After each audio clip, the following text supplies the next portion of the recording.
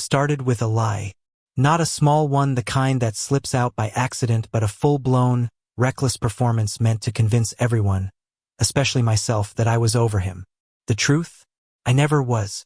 When Ethan moved out 6 months ago, he took more than just his coffee mug and hoodies. He took the air out of my apartment.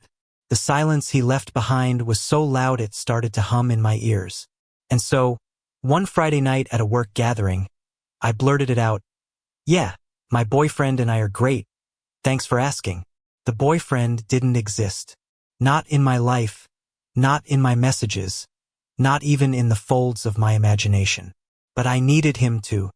Because pretending to move on felt easier than admitting I was still in love with the man who once fell asleep on my shoulder during late-night movie marathons, who brushed against me in the kitchen like it meant nothing, who called me buddy with a smile that made me forget my own name.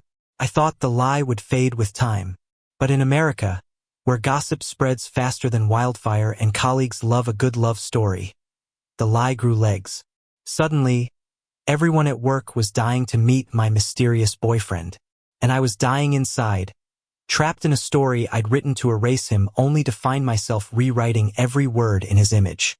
Then, on a cold Monday morning in November, the universe decided to mock me. Ethan walked back into my life. He showed up in the office like he owned the place, confident, annoyingly handsome, with that same careless swagger that used to drive me insane. He'd been transferred back from the company's Seattle branch, apparently for a special project. Of course, he was assigned to my team. When our eyes met, something inside me short-circuited. He smiled, that stupid, familiar grin that could melt the North Pole, and all the carefully built walls inside me cracked in an instant. "Hey, stranger," he said, voice casual but eyes searching. "Heard you've been busy." I swallowed hard, every nerve in my body screaming. "Yeah," I managed to reply, forcing a smirk. "You know, love life and all." The corner of his mouth twitched, like he knew exactly what I meant, or maybe like he was daring me to keep up the act. The first few weeks were hell. Working with Ethan again felt like living in slow motion. Every glance, every accidental touch, every word dripped with unspoken history.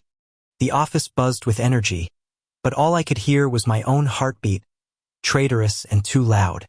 He was the same old Ethan, charming, impossible, and utterly magnetic. Except this time there was something different. A subtle tension that hung in the air whenever we were alone. The kind that made me forget how to breathe. I tried to distract myself by keeping up the lie. My imaginary boyfriend, Chris, became a regular topic of conversation at work. I invented details: how we met at a bookstore, how he loved hiking, how he made me pancakes every Sunday morning. It was ridiculous, exhausting, and strangely addictive. Every lie I told about Chris felt like I was confessing something real about Ethan. When my coworker Maya teased, "You're glowing lately, Noah. Love looks good on you," I laughed, but my chest ached. Because love did look good on me, it just wasn't with the person they thought. One night, we stayed late finishing a client presentation. The office was empty, save for the soft hum of computers and the smell of burnt coffee. I was running on adrenaline and lies. Ethan sat across from me, sleeves rolled up, tie loose, a pencil tucked behind his ear. "You look dead," he said, chuckling softly. "Thanks. You really know how to flatter a guy." He leaned back, studying me with that old intensity one used to crave. "You've changed, you know. Quieter. More serious." I shrugged. "Maybe I just grew up. Or maybe," he said, voice dropping, "you're trying too hard to look like you moved on." The words hit like a punch. I froze, staring at the blinking cursor on my laptop. "What's that supposed to mean?" He smirked, leaning forward just enough that his breath brushed my skin. "I heard about your boyfriend, Chris, right?" I clenched my jaw. "Yeah. What about him?" "Nothing," he said, eyes glinting. "Just wondering why you never post about him, or bring him to any of the company events. Seems like the kind of guy who'd be invisible." My heart stuttered. "Maybe he's private. Or maybe," Ethan whispered, "he's imaginary." I looked up sharply, but he was already standing, gathering his things, pretending like he hadn't just ripped my lie open with surgical precision. Good night, Noah, he said, smiling that cruelly gentle smile. Say hi to Chris for me. I didn't sleep that night. Every memory, every laugh, every touch we'd ever shared replayed in my mind like a broken reel. Why did he come back now? Why did he have to look at me like that, like he still cared, or worse, like he knew I still did? The next morning, I walked into the office pretending nothing happened. But my chest felt heavier, my throat tighter. Ethan was already there, sipping his coffee, talking to Maya. He looked up when I entered, eyes locking onto mine for just a second, and I swear, the room tilted. The days that followed blurred together, awkward glances, fake smiles, late nights pretending not to care. Until one evening, after a brutal presentation, Maya clapped me on the back and said, "We should celebrate. You and Chris should come. Bring him to dinner with us Friday." My blood ran cold. Ethan's gaze flicked toward me from across the room, amusement curling at his lips. "Yeah, Noah," he said smoothly. "You should totally bring him." My mind raced. "He's, out of town." "Really?" Ethan's tone was teasing but edged with something sharp. "How convenient." The rest of the team laughed, but I couldn't. I could feel his eyes burning through me, and for the first time, I hated him for being right. That Friday night, I stayed home, staring at the ceiling, suffocating under the weight of my own lie. The truth was simple: I was still in love with a man I never had the courage to confess to. And instead of healing, I'd built a fantasy around a ghost. The knock on my door startled me. I opened it to find Ethan standing there, hands in his jacket pockets, rain dripping from his hair. "Hey," he said softly. "Can we talk?" I froze, heart pounding. "You shouldn't be here." "Probably not," he said, stepping inside anyway. "But you're not really good at hiding, Noah." He dropped onto my couch, looking around the apartment, our old apartment. His eyes lingered on the spot where his favorite mug used to sit. "Still can't get rid of that ugly lamp, huh?" he teased, half smiling. I sat across from him, arms crossed. "Why are you here, Ethan?" "Because I need to know," he said quietly. "Was it real? What we had, the late nights, the coffee runs, the stupid inside jokes? Or was I just imagining it all?" My throat tightened. "You're the one who left," he sighed. "Yeah, and I thought I was doing the right thing. But leaving didn't make it go away. I missed you, Noah. I missed us." The silence between us stretched thin, fragile, humming with everything we didn't say. Rain kept falling outside, soft and relentless, blurring the world beyond the window. Ethan sat there on my couch, looking older somehow, more human. His confidence, that easy charm he wore like armor, had cracked, and beneath it was something raw, something I'd almost forgotten he could feel. "I missed us," he'd said. It should have been everything I ever wanted to hear. But instead, it felt like a cruel joke. I laughed, low and bitter. "You don't get to say that. You left, remember? You packed your bags, took that job in Seattle, and didn't even say goodbye properly. Just a text, 'Take care of yourself, buddy.'" He flinched. "Good.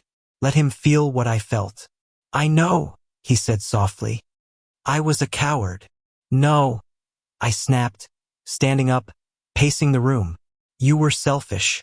You ran away when things got hard, when I started to think maybe there was something real between us.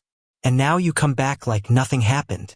Ethan's eyes followed me, steady but pained. "I didn't come back for nothing."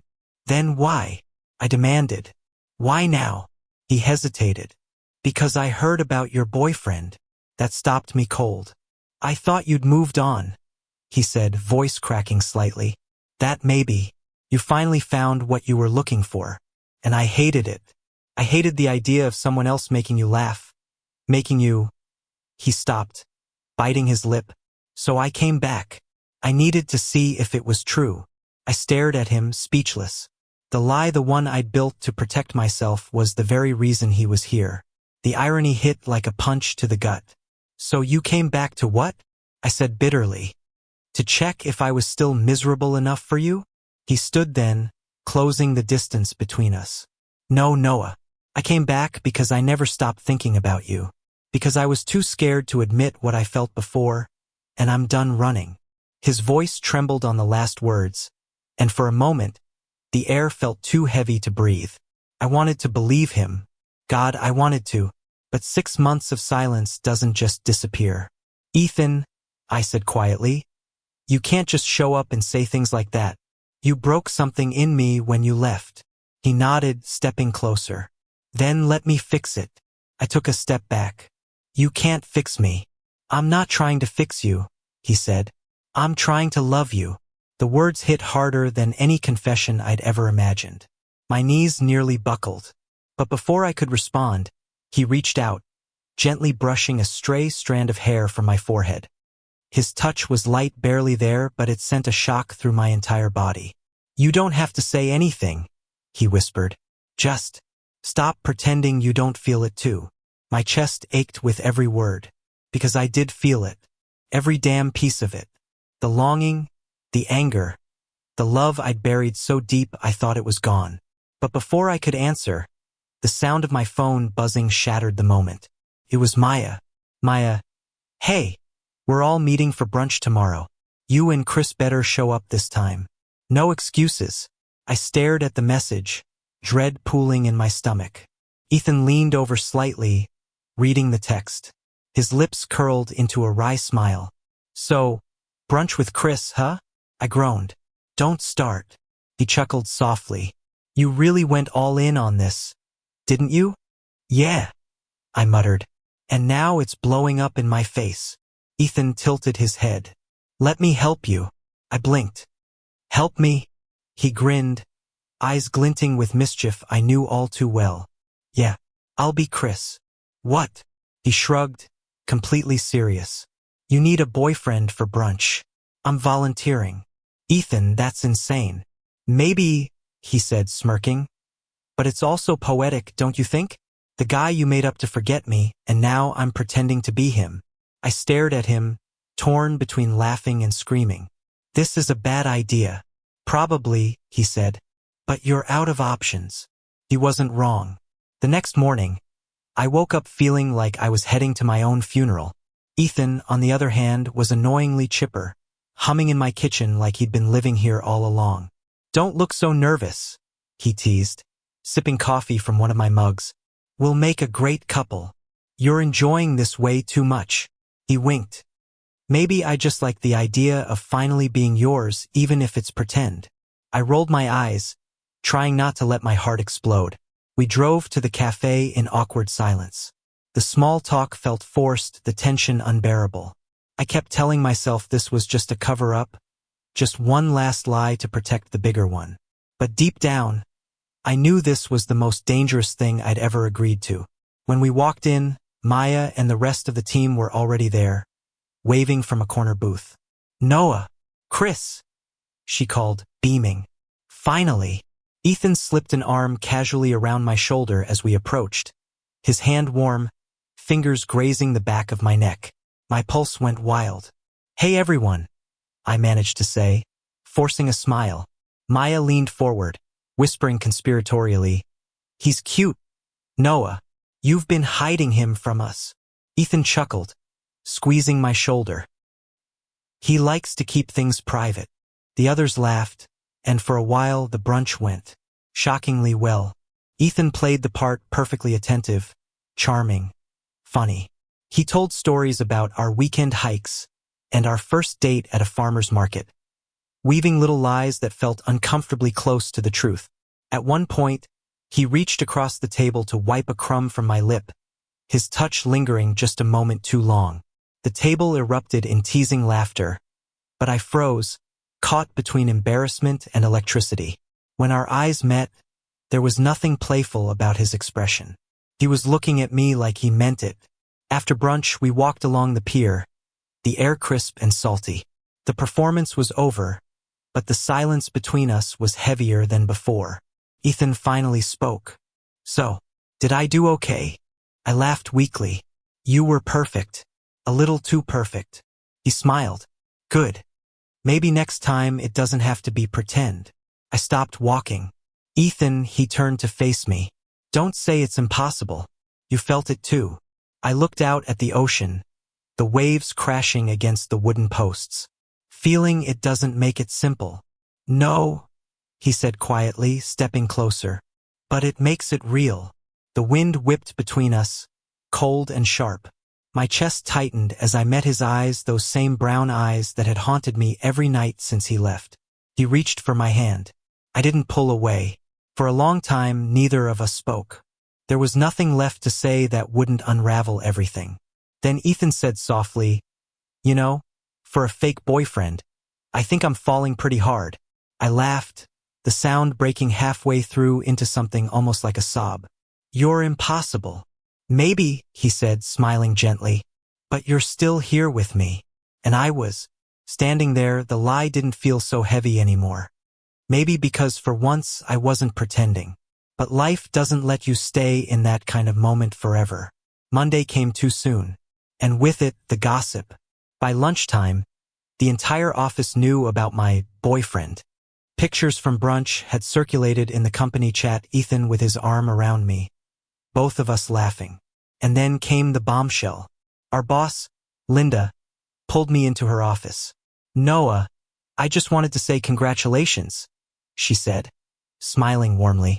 "It's wonderful to see you and Ethan together again. I always suspected there was something between you two." My stomach dropped. "Wait, what?" She winked. "Relax. I won't tell HR. But maybe next time, try not to make it so obvious at a company event." I stumbled out of her office in shock. Ethan was waiting by the elevator, grinning like an idiot. "So, we're officially out now." "This isn't funny," I hissed. "People think we're actually dating." He shrugged. "Well, maybe we should." I gaped at him. "You can't be serious." "Oh, I'm dead serious," he said, eyes locked on mine. "We've already done the pretending part. Why not see if we're better at the real thing?" I didn't know whether to scream or kiss him. "Ethan," I whispered, "you're turning my life into a mess." He smiled, stepping closer until our foreheads nearly touched. "Maybe, but it's our mess now." And for the first time, I didn't want to clean it up. That night, I sat on my balcony, the city lights flickering like tiny stars below. Ethan joined me, 2 beers in hand. He passed one over without a word. For a while, we just sat there quiet, easy, like before everything fell apart. Then he said, "You know, when I left for Seattle, I told myself it was for my career. But the truth was, I was terrified. I'd never felt that way about a guy before. About you. And I didn't know what to do with it." I looked at him. "You could have told me." "I know," he said. "But I thought leaving would make it fade." Didn't. Every city, every night, I kept seeing you in stupid things, the coffee shop across from my apartment, the way some stranger laughed in line. It was always you. My throat tightened. So when I heard about this boyfriend, I thought, maybe you'd finally found someone brave enough to love you the way I couldn't. And that destroyed me. I didn't trust myself to speak. He looked at me, then really looked and said, "I don't care what anyone thinks. I just want a chance to do it right this time." The words hung in the air, trembling with hope and regret. And for once, I let myself believe him. The weeks that followed were chaos, beautiful, terrifying chaos. Rumors spread fast, as they always do. Some whispered behind our backs. Others offered polite smiles that didn't reach their eyes. A few were genuinely supportive, but most didn't know what to do with 2 men who looked at each other the way Ethan and I did, like the world finally made sense again. First, I wanted to run, to hide, to erase every trace of this new, fragile happiness before someone else could break it. But Ethan, he stayed. He didn't flinch, didn't apologize. He held my hand in the elevator when people stared. He kissed me goodbye outside the office like it was the most natural thing in the world. And slowly, I stopped caring who was watching. Because after all the lies, the pretending, the years of swallowing who I was, this felt real. One night, we walked through the park where we used to jog before everything fell apart. The air smelled like spring, like rain and hope. Ethan stopped under a streetlight, the glow catching in his eyes, and turned to me. "You know," he said, voice low and steady, "for someone who made up a boyfriend, you're doing pretty great at having a real one now." I laughed, shaking my head. "Don't remind me. That lie almost ruined me." He stepped closer, sliding his hands into mine. No, it saved you. It brought me back. I looked up at him, the past flickering between us like a film reel, the late-night coffees, the fights, the heartbreak, the quiet forgiveness that came after. Do you ever regret it? I asked softly. Ethan smiled, that same crooked, honest smile I'd fallen for years ago. Only that I didn't tell you sooner.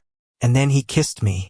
It wasn't the desperate kind of kiss we shared in my dreams. It was steady, grounded, full of every word we'd never said.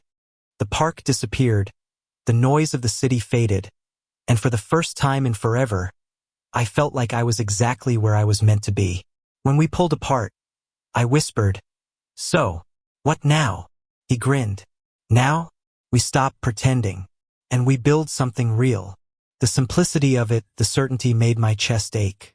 I nodded, smiling through the tears I didn't bother to hide. "Yeah, let's do that." He brushed his thumb against my cheek, eyes soft. "You know, for all the lies and mess we've made, I think this might be the first true thing we've ever done." I laughed, leaning my forehead against his. "Then let's keep doing it one honest day at a time." And under that quiet, forgiving light, with the city humming softly around us, I realized something. Sometimes love doesn't arrive clean or easy. Sometimes it comes back bruised, late, and full of regrets. But if you're lucky, if you're brave enough to face it, it comes back anyway. And when it does, it feels like coming home. Thank you for listening. If you find it interesting, please like and subscribe to follow the next stories.